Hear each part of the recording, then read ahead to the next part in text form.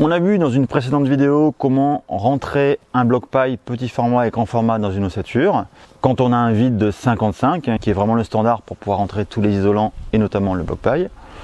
Maintenant, qu'est-ce qui se passe quand on arrive justement au bout d'un mur, on a plus 55 mais on a par exemple moins 40, 45, ou si jamais vous tombiez sur un bloc paille qui était un peu plus grand, ça peut arriver qu'il y en ait qui fassent 57, 58 et ça rentre pas tout à fait. Donc, on a vu qu'on pouvait quand même les rentrer un peu en force, mais bon, si jamais ça rentrait pas et que vous voulez le découper, là on va vraiment le découper comme une botte de paille classique. On a une vidéo spécifique qui explique comment justement redimensionner une botte de paille en longueur. Voilà, avec une aiguille à botte, donc là ce sera une aiguille simple. Dans cette vidéo, il y a justement des exemples aussi avec des bottes classiques, mais aussi avec des blocs paille. Donc c'est pareil, on reficelle, on met à la bonne longueur et après on va rentrer notre bloc paille. Donc ça c'est vraiment pour le redimensionner dans la longueur. Hein, donc pour passer de 55 à 50, 45, voilà, ou moins. Voilà.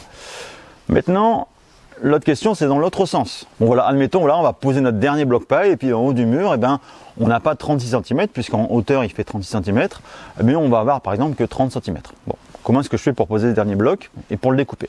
Et bien là c'est assez simple aussi parce qu'en fait on va prendre le bloc et en fait on va venir mettre une ficelle mais dans l'autre sens, perpendiculaire à celle qui existe, à peu près au milieu du bloc qu'on veut dimensionner. Donc si par exemple le bloc doit faire 30 cm, à peu près à 15 cm du bord du bloc, on met une ficelle tout autour. On fait un nœud comme celui que je montre dans la vidéo pour reficeler une botte, voilà. Et puis ensuite simplement on va découper le bloc paille à 30 cm. Donc la première ficelle d'origine, elle va sauter, forcément, elle va se couper, elle va partir. Mais c'est l'autre ficelle qui va maintenir le bloc. On va laisser cette ficelle et on va venir l'insérer en force à cet endroit. Donc là, il va falloir plusieurs chausses-bottes pour bien, un au-dessus, un au-dessous, pour bien aussi un sur les côtés si vous pouvez. Donc si vous en avez 4, c'est l'idéal. Et on va venir rentrer ce bloc, voilà, qui va être fait vraiment sur mesure. Donc la ficelle que vous avez mise, bien sûr, elle va être apparente cette fois-ci. On peut la laisser, c'est pas forcément un problème, mais on peut aussi l'enlever. Sur le dernier bloc paille, c'est pas grave s'il n'y a pas de ficelle du tout. De toute façon, une fois, même les autres, une fois qu'elle est dans le mur, elle ne sert plus à grand chose. Donc voilà. Et donc c'est pas beaucoup plus compliqué que ça. On peut bien sûr faire des blocs parallélépipédiques, mais on peut aussi faire des blocs bien sûr qui vont être en biseau pour faire des pignons par exemple.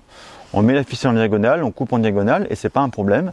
C'est pas aussi facile que de découper bien sûr un panneau rigide, mais c'est beaucoup plus facile à faire qu'une botte de paille classique. En tout cas, vous l'aurez compris, c'est quand même une belle évolution par rapport à la botte de paille et il y a un vrai gain de temps sur le chantier.